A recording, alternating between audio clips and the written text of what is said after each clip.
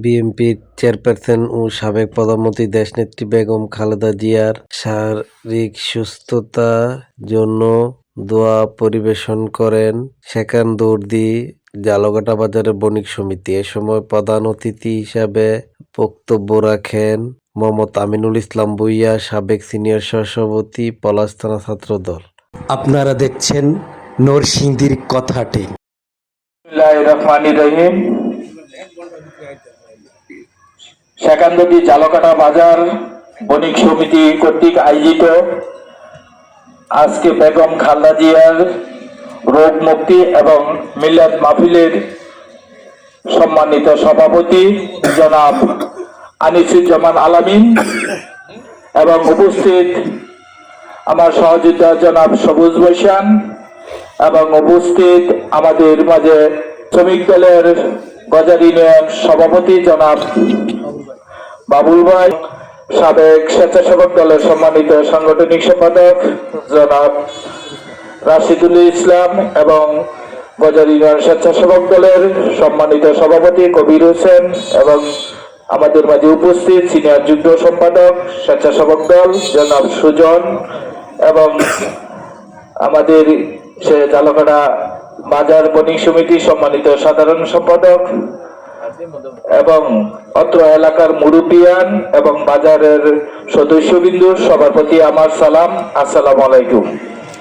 আজকে আমরা এমন একজন ব্যক্তির জন্য এবং দোয়ার জন্য এই আয়োজন, যিনি বাংলাদেশের সবচেয়ে ক্রান্তি লগ্নে এই দেশের হাল ধরেছেন। আজকে এই লোকটি অত্যন্ত কঠিন রোগে আক্রান্ত এবং খুব ইয়াতে আছেন।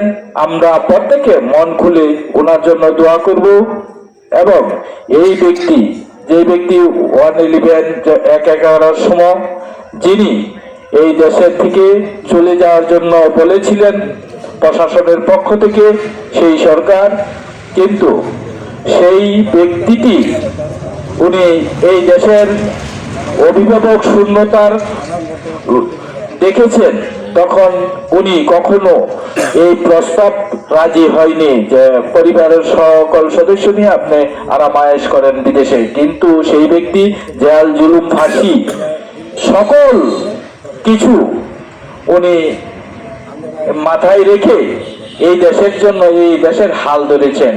যদি তখন চলে যেতেন, এই বাংলাদেশ ভিন্ন প্রেক্ষাপটে পরিণত হতো। আজকে এই গণতন্ত্র এই দেশে থাকতো না, কারণ তখন একটা বিদেশি শক্তি, বৈদেশিক শক্তি দেখাচ্ছে এই দেশ পরিচালনা করত।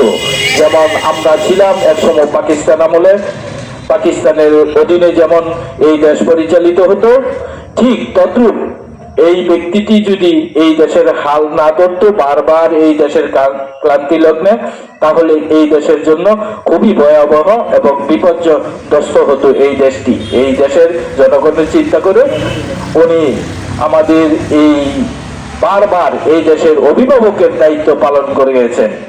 তো এই ব্যক্তিটির জন্য আমরা সকলে দোয়া করব মন খুলে, এবং আগামী দিন যেন এই দেশের হাল ধরতে পারে, এই আশা ব্যক্ত করে আমি আমার সংক্ষিপ্ত বক্তব্য এখানে শেষ করছি। আল্লাহ হাফেজ। ارحمهما كما ربياني صغيرا يا قاضي الحاجات